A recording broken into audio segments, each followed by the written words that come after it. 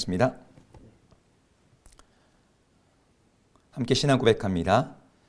전능하사 천지를 만드신 하나님 아버지를 내가 믿사오며 그 외아들 우리 주 예수 그리스도를 믿사오니 이는 성령으로 잉태하사 동정녀 마리아에게 나시고 본디오 빌라도에게 고난을 받으사 십자가에 못 박혀 죽으시고 장사한 지 사흘 만에 죽은 자 가운데서 다시 살아나시며 하늘에 오르사 전능하신 하나님 우편에 앉아 계시다가 저리로서 산 자와 죽은 자를 심판하러 오시리라.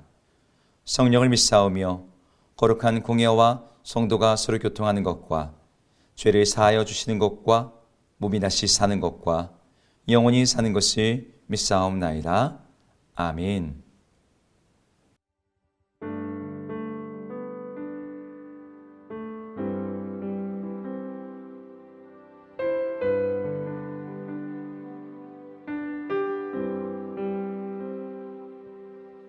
이 땅 위에 오신 하나님의 본체 십자가에 달리사 우리 죄 사하셨네. 하나님이 그를 지극히 높여 모든 이름 위에 뛰어난 이름을 주사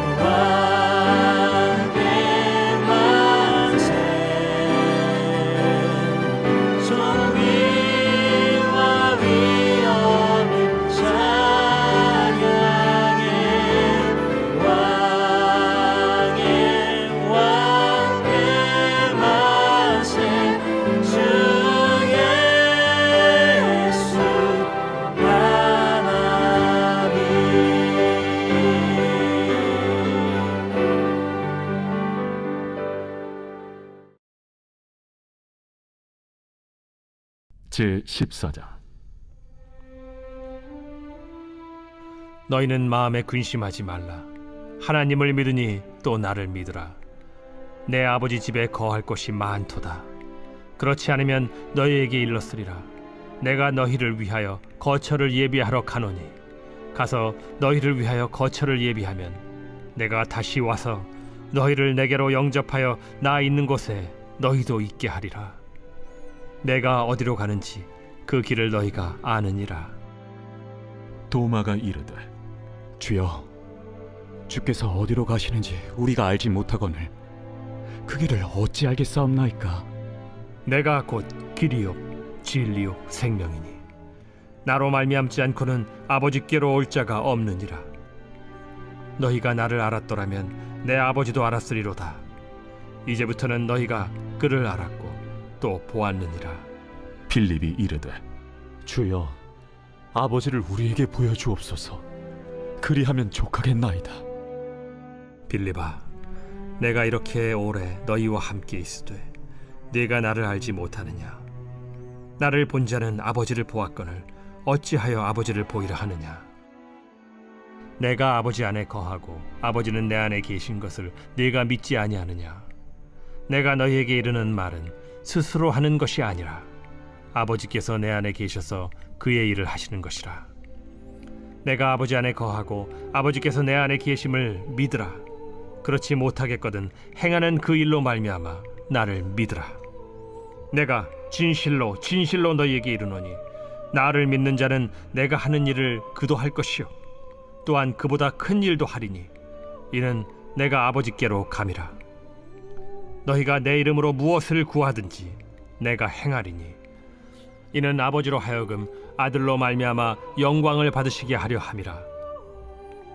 내 이름으로 무엇이든지 내게 구하면 내가 행하리라. 안녕하세요.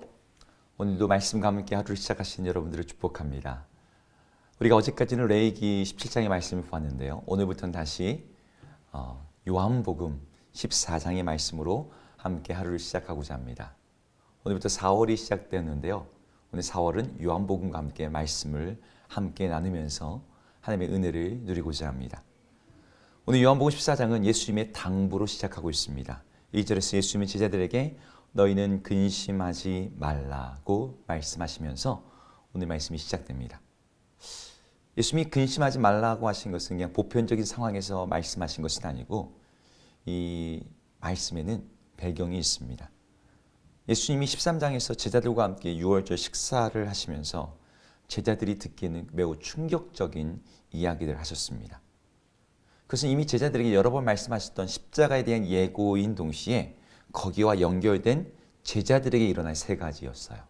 첫 번째는 예수님의 제자들 중에 한 사람이 예수님을 팔게 될 것이라는 것.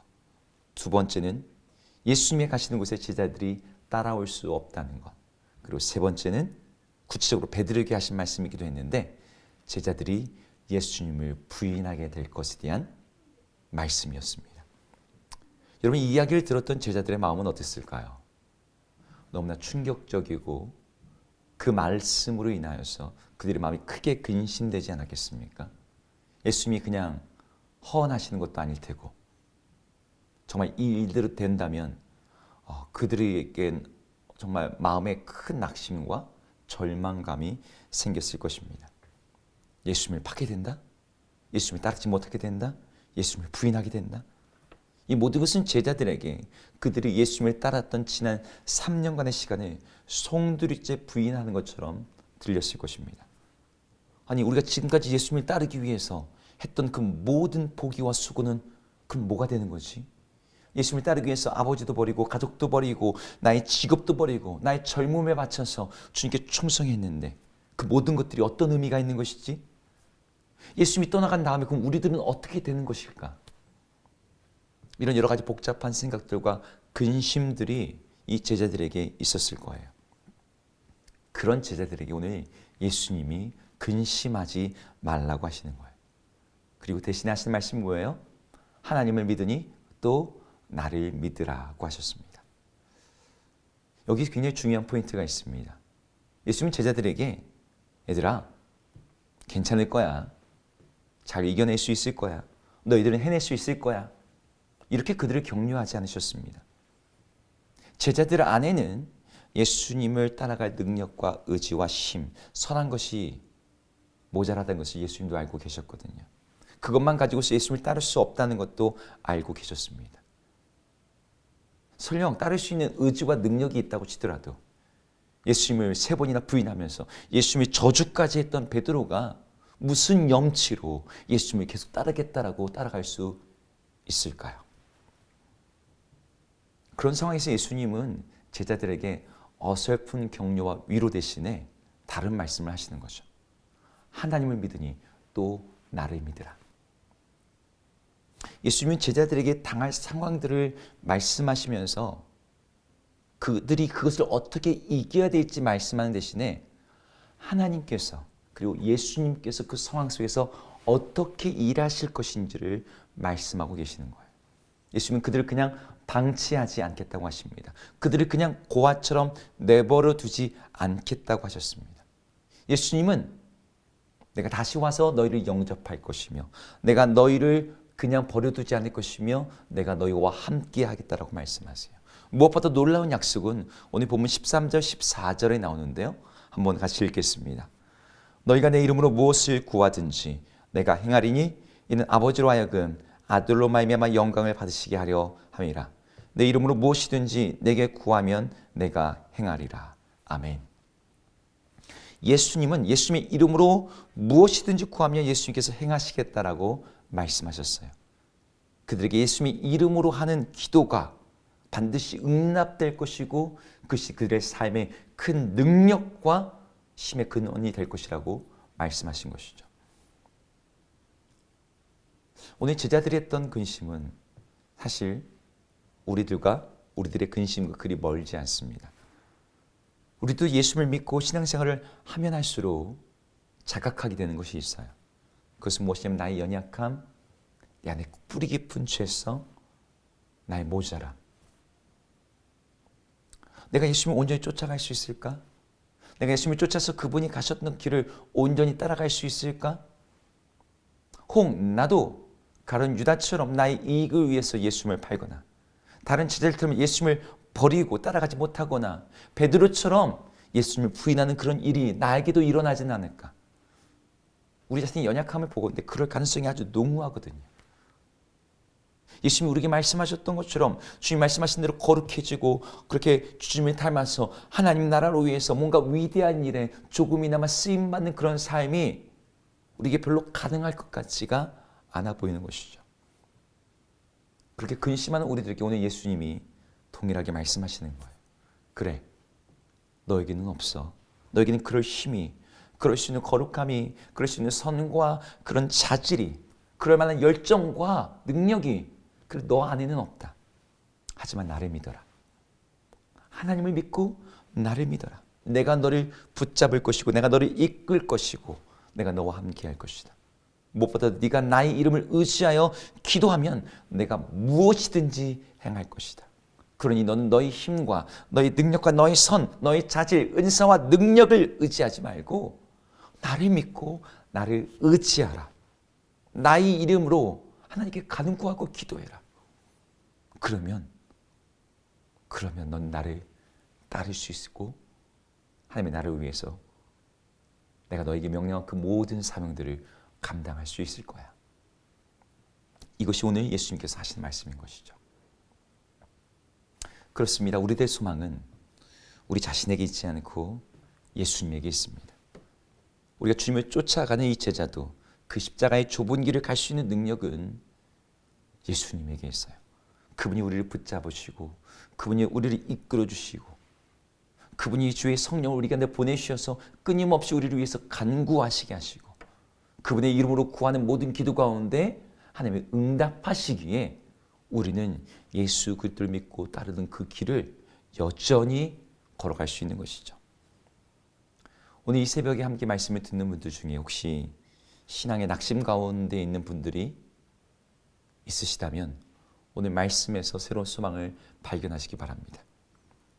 좌절감이 들고 실망하게 되고 영적 침체 속에서 성장하지 않는 나 자신, 여전히 범죄하고 세상에 이끌리고 있는 나 자신을 보면서 한심하다 못해 정말 절망감과 낙심하는 마음이 들 때 오늘 이 주님의 음성을 다시 한번 기억하십시오. 근심하지 말라. 하나님을 믿으니 또 나를 믿으라. 우리를 붙드시고 이끄시고 함께 하시는 예수님 안에서 다시 한번 새롭게 일어날 소망과 힘을 얻으시고 우리를 붙들고 끝까지 이끄실 그 하나님을 신뢰하면서 오늘 하루도 믿음의 여정 안에서 승리하는 우리 모든 예수님의 제자 되는 성도 되기를 주의 이름으로 축복합니다. 함께 기도하겠습니다. 하나님, 우리도 제자들처럼 근심하게 될 때가 많습니다. 우리가 어떻게 예수님을 쫓아갈 것인가? 우리가 어떻게 예수님을 따를 것인가? 예수님이 제자들에게 말씀하셨던 것처럼 내가 혹 예수님을 팔거나 예수님을 쫓는 길에서 벗어나거나 예수님을 부인하진 않을까? 우리 자신의 연약함을 보건대 우리는 그런 근심에 빠질 수밖에 없음을 고백합니다. 그러나 우리 소망은 우리 자신에게 있지 아니하고 우리를 이끄시는 주 예수 그리스도에게 있습니다. 하나님을 믿으니 또 나를 믿으라고 말씀하신 그 주님의 말씀을 신뢰하여 주님께 기도함으로 새 힘을 얻고 우리를 이끄시고 우리와 함께 하시겠다는 그 주님의 선한 붙드심을 신뢰하여 오늘 믿음의 여정에서 주님과 함께 넘어지지만 다시 일어나고 쓰러지더라도 다시 믿음의 여정에 함께하는 저희 모두 되게 하여 주시옵소서. 예수 이름으로 기도드립니다. 아멘.